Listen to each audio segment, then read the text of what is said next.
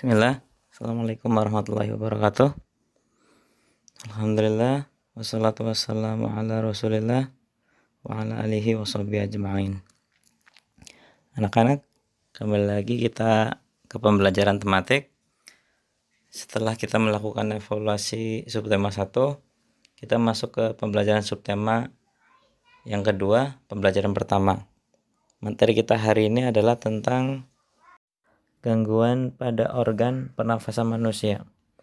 Silakan dibuka halaman 55. Tetapi sebelum kita masuk ke pembelajaran, alangkah baiknya kita berdoa memohon kepada Allah untuk kelancaran materi kita hari ini. Berdoa dimulai. Anak-anak, silakan kalian baca halaman 55 tentang ribuan warga Riau terkena penyakit akibat asap kebakaran. Dilanjutkan ke halaman 56. Setelah kalian membaca, sekarang kalian akan tahu bahwa asap sangat berbahaya bagi saluran pernafasan kita. Apalagi jika terhirup, karena dalam asap tersebut banyak mengandung gas karbon dioksida, nitrous oksida, nitrogen oksida, dan karbon monoksida. Selain itu ada juga unsur lain yang lebih berbahaya karena jumlahnya sangat banyak dan wujudnya sangat halus, yakni partikulan logam berat. Sekarang kita masuk ke halaman 57. Pada halaman 57, di sini ada teks bacaan tentang faktor penyebab gangguan pada sistem pernafasan manusia, seperti lingkungan, penyakit, dan kebiasaan hidup. Silahkan kalian baca teks tersebut untuk lebih memahami lagi dan untuk lebih jelas lagi tentang faktor penyebab gangguan pada sistem pernafasan manusia. Tonton video berikut ini. Gimana kalau kita sesak napas karena banyak asap? Atau pernah nggak sih hidung kamu mampet karena pilek?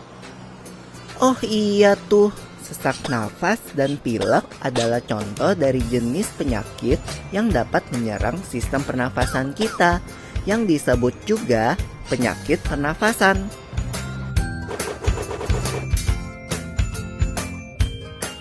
Kalau penyakit pernafasan, itu kan ada influenza, TBC, apalagi ya? Ada juga bronkitis dan pneumonia, Lula. Kalau nggak salah ya, influenza kan penyakit yang cepat menular. Ciri-cirinya sakit kepala, rasa ngilu pada sendi, demam, sering bersin, batuk, pilek, dan kadang disertai muntah. Ya, jika kita terserang influenza, minum obat, banyak istirahat, dan periksa ke dokter. Kata ibuku, dapat dicegah juga dengan minum air hangat, beristirahat, dan minum vitamin C. Lalu, hati yang gembira juga bisa jadi obat yang mujarab loh. Wah, mantap! Tapi beda loh dengan flu burung. Flu burung disebabkan oleh virus yang hidup di saluran pencernaan unggas seperti ayam. Jika masuk ke tubuh manusia, bisa menyebabkan penyakit yang parah.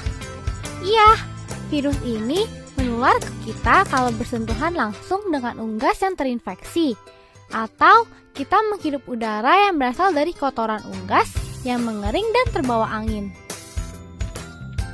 Bronkitis merupakan peradangan pada bronkus yang bermula di dada atau mengikuti flu yang menyebar di dada. Awalnya timbul rasa sakit di dada disertai batuk dan kadang suhu tubuh tinggi. Pasti kalau perokok lebih mudah terkena bronkitis. Iya, Lula.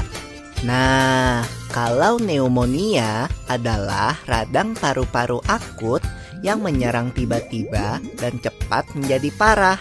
Penyakit ini terjadi setelah penderita terkena campak, influenza, dan bronkitis. Lalu, bagaimana dengan TBC? Kamu tahu nggak, Lula? TBC atau tuberkulosis itu penyakit menular kan? Jadi penderitanya harus dikarantina. Kita nggak boleh dekat-dekat, apalagi anak kecil.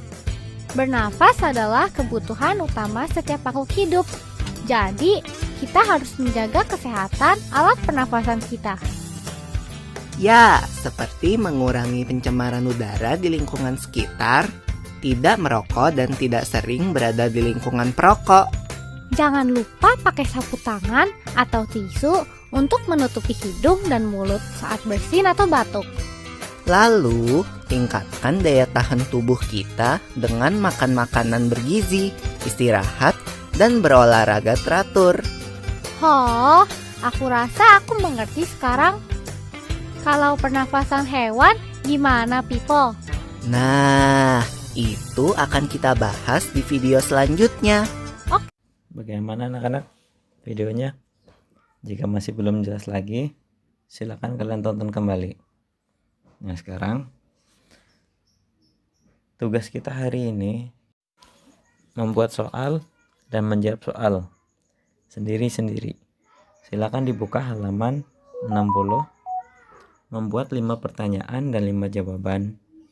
Bisa dikerjakan pada buku tema atau pada buku tulis kalian masing-masing. Jangan lupa gunakan alat tulis pulpen, bukan pensil. Kita udah kelas 5 ya. Jika sudah selesai, jangan lupa tuliskan nama dan tanggal pengerjaannya. Itu saja materi dan tugas kita hari ini. Kurang dan lebih Ustadz minta maaf. Subhanakallahumma wa bihamdika asyhadu an la ilaha illa anta astaghfiruka wa atubu ilaik. Wassalamualaikum warahmatullahi wabarakatuh.